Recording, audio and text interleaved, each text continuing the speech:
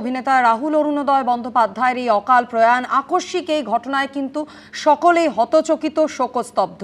পাশাপাশি উঠছে একাধিক প্রশ্ন।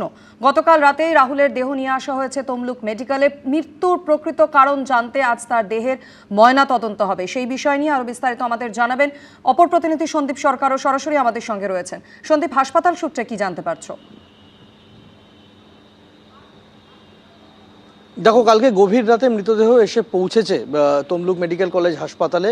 আমি এই মুহূর্তে যেখানে দাঁড়িয়ে রয়েছি এটাই হচ্ছে ফরেন্সিক বিভাগ, এবং সেই ফরেন্সিক বিভাগে আর কিছুক্ষণের মধ্যেই চিকিৎসকেরা এসে পৌঁছাবেন। এখনও পর্যন্ত যেটা নির্দিষ্ট রয়েছে যে সকাল 9টা নাগাদ এই ময়নাতদন্ত শুরু করার প্রক্রিয়া শুরু করা হবে, এবং এই মোটামুটি ঘন্টা দেড়েকের মধ্যেই 10:30 11টার মধ্যেই ময়নাতদন্ত প্রক্রিয়া শেষ করে মৃতদেহ কলকাতার উদ্দেশ্যে রওনা করানো হবে এখান থেকে। এখনও পর্যন্ত সেরকমটাই ঠিক রয়েছে। ভিডিওগ্রাফি করা হতে পারে, তার প্রস্তুতি সারা হয়েছে। ময়নাতদন্তকারী চিকিৎসক যারা রয়েছেন তারা এসে পৌঁছাবেন আর কিছুক্ষণের মধ্যেই। যেভাবে গতকাল ঘটনাটা ঘটেছিল তাতে বেশ কয়েকটি প্রশ্নের জায়গা রয়েছে।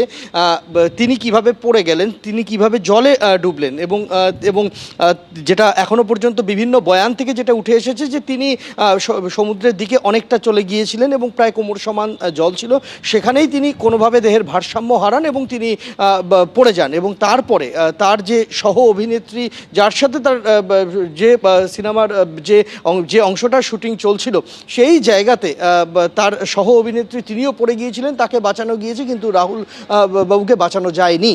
ঘটনাটা কি হয়েছিল, তিনি কতটা গভীর জলে ছিলেন, কিভাবে পড়ে গেলেন, এটা তদন্তের প্রক্রিয়ার মধ্যে অবশ্যই আসবে। কিন্তু কিভাবে ঘটনাটা ঘটলো তার একটা আভাস পাওয়া যেতে পারে ময়নাতদন্তের প্রাথমিক রিপোর্ট সামনে এলে। যদিও এই ময়নাতদন্তের পাশাপাশি ভিসেরাও সংরক্ষণ করা হবে, ভিসেরাও ফরেন্সিকে পাঠানো হবে, এখনও পর্যন্ত সেরকমটাই হাসপাতালের তরফে জানানো হয়েছে। আর কিছুক্ষণের মধ্যে চিকিৎসক এসে পৌঁছাবেন এবং ময়নাতদন্ত প্রক্রিয়া শেষ হবে। ইতিমধ্যেই পুলিশের তরফ থেকে এখানে কড়া নিরাপত্তার বন্দোবস্ত করা হয়েছে, এবং দেহ যাতে ময়নাতদন্ত প্রক্রিয়া শেষ হওয়ার পরপরই কলকাতার উদ্দেশ্যে রওনা করানো যায় তার যাবতীয় প্রস্তুতি ইতিমধ্যেই সেরে রাখা হয়েছে। বেশ, গোটা পরিস্থিতির দিকে নজর রাখো আপাতত। সন্দীপ ধন্যবাদ। পার্থপ্রতিম, তোমাকেও ধন্যবাদ। একটি সিরিয়ালের শুটিং চলছিল, নাচের দৃশ্যে শুটিং করছিলেন রাহুলরা, এবং সেখানেই একেবারে সমুদ্রের বেশ কিছুটা গভীরে চলে যান, চোরাবালিতে আটকে যান এবং সেখানেই ডুবে যান। টেকনিশিয়ানরা উদ্ধার করেছিলেন, কিন্তু তাও শেষ রক্ষা হলো না। শুটিং করতে গিয়ে তালসারির সমুদ্রে তলিয়ে গেলেন অভিনেতা ও লেখক রাহুল অরুণোদয় বন্দ্যোপাধ্যায়। টেকনিশিয়ানরা উদ্ধার করলেও হলো না শেষ রক্ষা। মাত্র 42 বছর বয়সে চির ঘুমে চলে গেলেন অভিনেতা রাহুল। বিনা মেঘে বজ্রপাতের মতো এই ঘটনায় টালিগঞ্জের স্টুডিও পাড়ায় নেমে এসেছে শোকের ছায়া। রবিবার সকাল থেকে একটি ধারাবাহিকের শুটিং চলছিল দীঘা সংলগ্ন ওড়িশার তালসারিতে, আর বিকেলে সেখানেই ঘটে যায় চরম অঘটন। দুর্ঘটনার পর রাহুলকে উদ্ধার করে দীঘা হাসপাতালে নিয়ে যাওয়া হলে মৃত বলে ঘোষণা করেন চিকিৎসক। শুটিং করছিলাম আমরা, পড়ে গেল না কি ও একা হঠাৎ করে? আমিও পড়েছি। রাহুল দাকে দেখো না, রাহুল ঠিক আছে তো, আমাকে যেতে দিচ্ছে না। ঠিক কিভাবে ঘটল এই মর্মান্তিক ঘটনা খতিয়ে দেখছে ওড়িশা পুলিশ। কথা বলা হচ্ছে শুটিং ইউনিটের সদস্যদের সঙ্গে। ঋত্বিক প্রধান, পার্থপ্রতিম ঘোষ, এবিপি আনন্দ। গোটা ঘটনার তদন্ত প্রক্রিয়া তো শুরু হয়েছে। এরই মধ্যে আপনাদের জানিয়ে রাখি, ওড়িশা পুলিশের তরফ থেকে দাবি করা হয়েছে দুপুরে সমুদ্রে নাচের দৃশ্যে শুটিং চলাকালীন চোরাবালিতে ডুবে যান রাহুল। শুটিংয়ের কোনো অনুমতি ছিল না, যদিও শুটিং স্টাফরা দাবি করছেন অনুমতি ছিল। বলেছে যে রাহুল জলে নেমেছে। আপনাদের কোনো পারমিশন নিয়েছিলেন? থানা বলা ছিল? হ্যাঁ, নিরাপত্তা তো আমরা করেছি, নিজের থেকে দেওয়া। আপনাকে জলে নামতে মানা করেছে, তারপরে জল আনতে নেমে গেছে। প্রকাশিত হতে চলেছে প্রথম দফা ভোটের বিজ্ঞপ্তি। নন্দীগ্রামে বিজেপি প্রার্থী হিসেবে মনোনয়ন জমা দেবেন শুভেন্দু অধিকারী।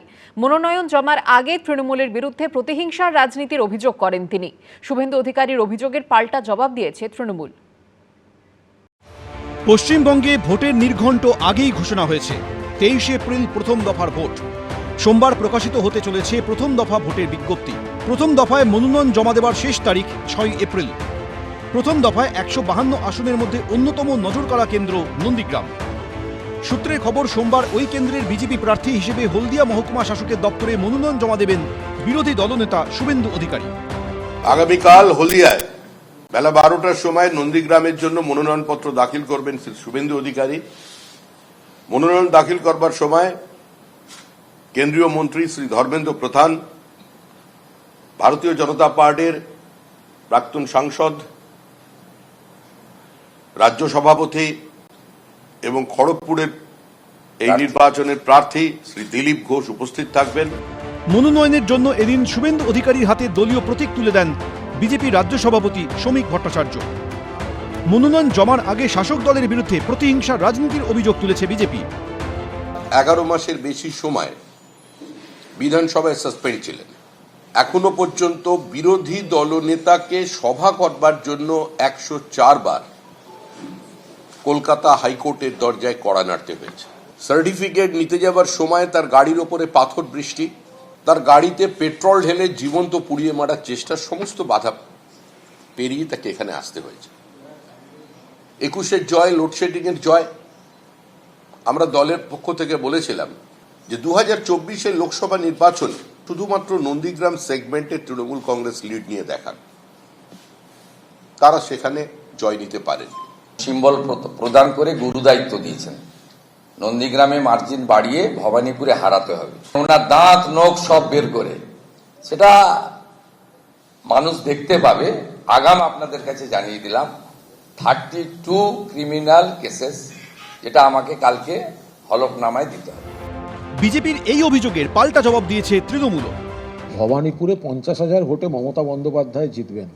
শুভেন্দুকে বলুন 2টো সিট হারার জায়গায় আছে, 2টো সিটই। নন্দীগ্রাম 1 এবার লিড বাড়াবে, আর নন্দীগ্রাম 2 সেটা এবার বেশ খানিকটা লিড দিয়ে দেবে তৃণমূলকে। আর ভবানীপুর থেকে 50,000-এর বেশি ভোটে মমতা ব্যানার্জি জিতবেন। এই শ্রমিক ভট্টাচার্য আর সুকান্ত মজুমদার মিলে গ্যাস খাইয়ে ওকে দুখানায় বলি হতে পাঠিয়েছে। এবার শুভেন্দুকে চিরতরে গঙ্গার জলে ফেলার প্ল্যান করেছে। আগে শুভেন্দু তাদের সামলাক।